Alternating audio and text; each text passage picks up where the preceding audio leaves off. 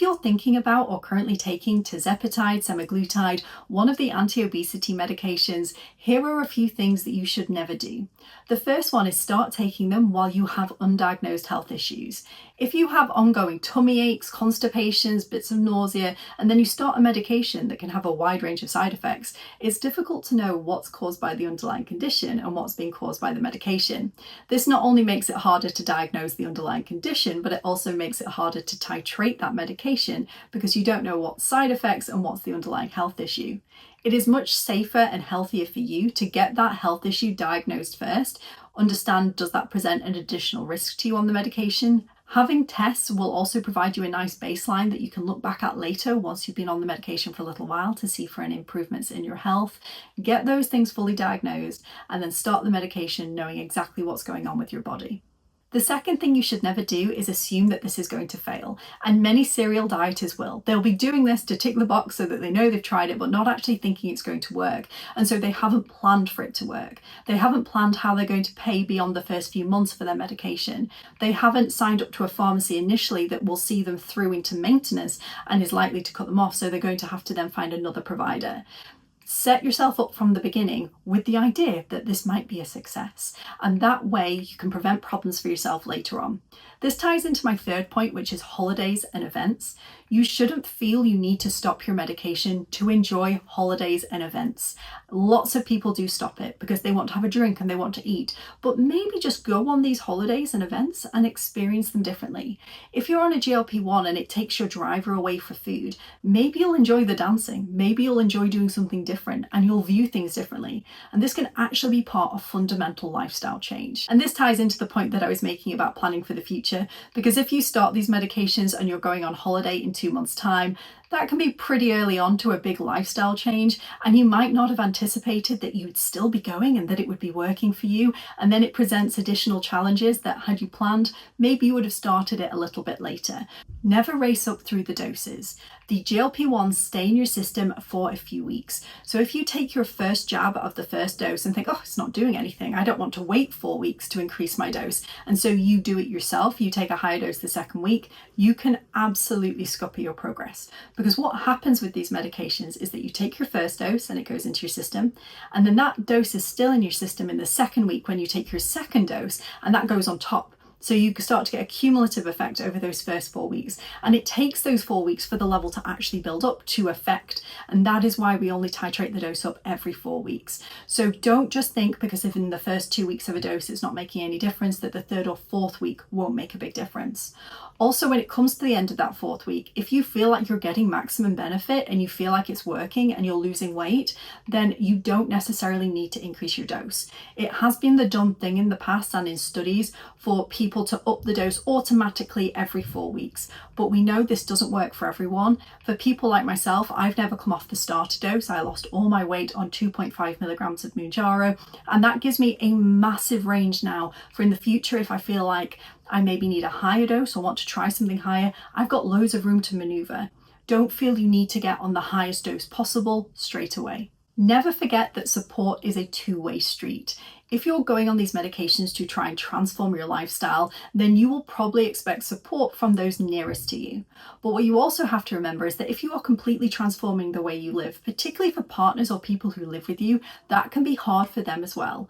And never neglect to support your own support system, because it can be a really difficult time. It can bring up insecurities in partners. It can bring up sadness in partners. If you're used to sitting there and eating a tub of Ben & Jerry's with them in an evening and now you don't want to do that anymore, it can be difficult for them. It can be a shift and a change for them that they didn't choose. So remember when you're going through this experience that as much as you should expect support, and you absolutely should expect that support, you should also expect to give that support as well.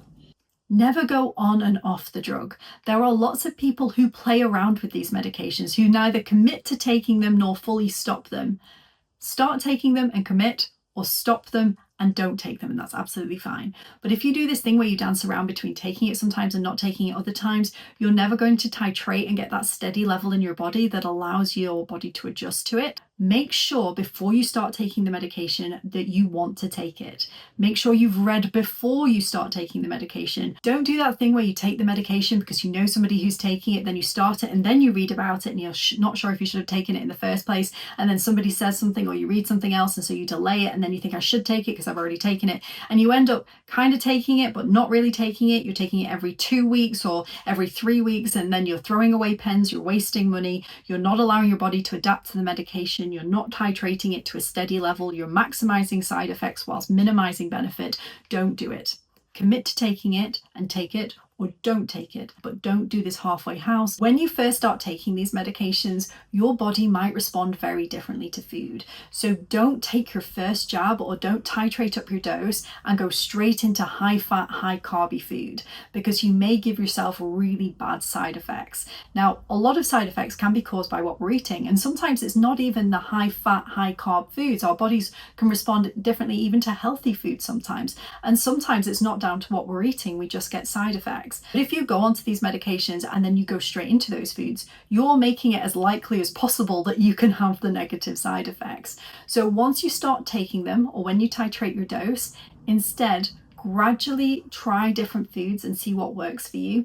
Some people find it useful to keep a food diary to see which foods trigger certain symptoms or side effects. Not everyone will experience side effects. For example, I don't get any side effects whatsoever. I can literally eat anything on Mounjaro and not feel sickly. It doesn't affect me in that way, but I've met people who have a bar of chocolate and it can make them feel so sick that they go to bed for a few hours. Allow yourself time and be gentle with your body. When you start these medications, do not go hard and fast into the diet and hard and fast into exercise at the same time.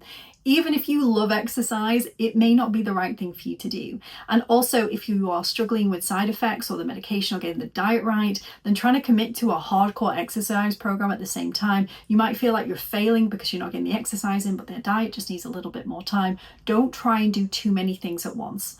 A lot of people who start these medications just focus on the diet at the beginning. Keeping up with some light walking, doing some light resistance training, absolutely. But even for the hardcore exercises, maybe save that for a little bit later and don't overburden yourself in the beginning. Just focus on trying to get the diet right. Even with the diet, it's not about going in and having a perfect diet from day one. It's about gradually, as I said, working out what foods work for you.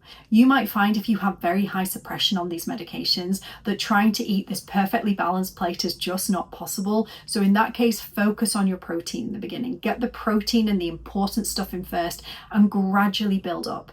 You don't need to go in at the beginning with this absolute mindset that everything needs to be perfect and how it should be in the long term from day one. That's going to come over time. And obviously don't neglect your weight training. Again, I've talked about this extensively in other videos, but the thing with GLP-1s is they can cause you to lose weight very rapidly, and rapid weight loss often has a higher percentage of non-fat tissue loss, things like muscle and bone. So in order to try and maintain those things, get some resistance training in there and make sure you're still having adequate protein in your diet to maintain your muscle mass. This is a pretty obvious one, but never fixate on the scale.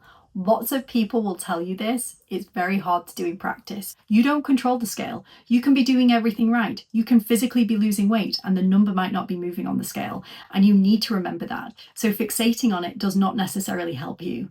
It doesn't matter whether you're somebody who wants to weigh yourself every day, that may work for some, or somebody who doesn't want to weigh yourself at all or very sporadically. You're okay to do whatever system works, but do not hang your motivation and your happiness on what the scale says every morning. If you are going to weigh every day, try and dissociate yourself emotionally from that number. That is very challenging to do though, particularly in the beginning on a weight loss journey. So instead, start to really fixate on other ways of measuring your progress. Whether it's getting into exercise like running, for me, that's how I measure my progress, looking at my times and my speeds and feeling fitter and feeling different when I run. That's how I measure progress. Other people might go off their clothes. Some people might go off their behaviors. So walking past a donut shop that they would have previously gone into. Some people's success might look like cooking a load of different new meals that they couldn't cook before.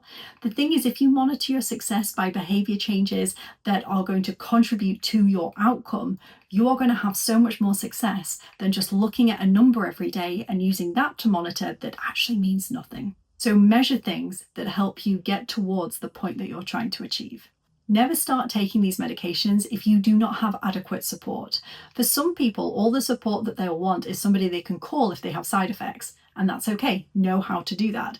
For other people, they may need more emotional support. They might need more guidance. They might want more information. They may want to sit down with a healthcare professional and go through things. And it's okay. Whatever the level of support you feel you need, just make sure that you can access that and you know how to access that. And when it comes to GLP-1 medications, most people who take them will have one side effect or another. And whilst many of these side effects can be dealt with over-the-counter medications or a simple prescription, make sure you know how to get that. Or if you do get bad side effects, who do you call? Make sure you know these things before this situation arises. Because if you do end up in a situation where you feel unwell, that's not the time when you want to be working out logistics. You just want to be getting the problem solved. So make sure you know how to access medical support, and medical support that's appropriate for you should you need it. So those are my top 10 things that you should never do when you are taking these medications, and I'll see you guys very soon. Bye.